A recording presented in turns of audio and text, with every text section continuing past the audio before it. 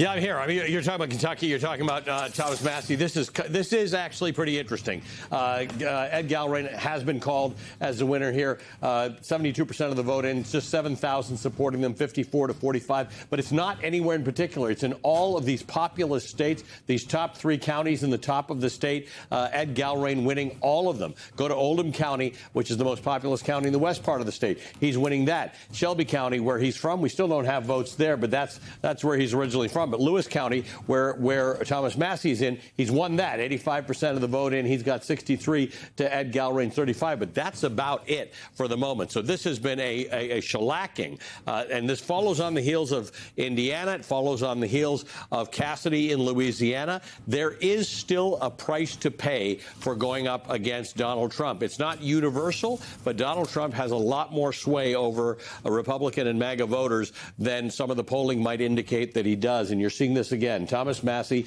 who has been a real gadfly, by the way, to everybody, and has been that way for a long time, losing his seat in Kentucky. And we're seeing some of that play out in other states, as we're about to see Pennsylvania close. We've seen Georgia close. Some of this is happening, but to think that Donald Trump, with the time he's got left in his presidency, is not the single most important force in Republican politics, if not in American politics right now, we're definitely seeing that play out tonight. I would agree with that, Ali, but I want to put a little context on that, having done campaigns at the county, state, and national level. Yeah. I'd be very curious to find out what is the percentage of the Republican vote that turned out in this primary, because it's a critical part here. Yes. We make a big deal about the fact that, the congressman lost 52 to 45 or whatever the number is. But if only 20% of eligible registered Republican voters voted in the primary, again, what we've seen in our politics for the last 20 years are the edges are the ones that are driving the political narrative in all of these races, which is why the country needs to focus on primaries as a root cause to why you lose good men and women in public service, because of crap that you see when the party turns on its own. This is what you get.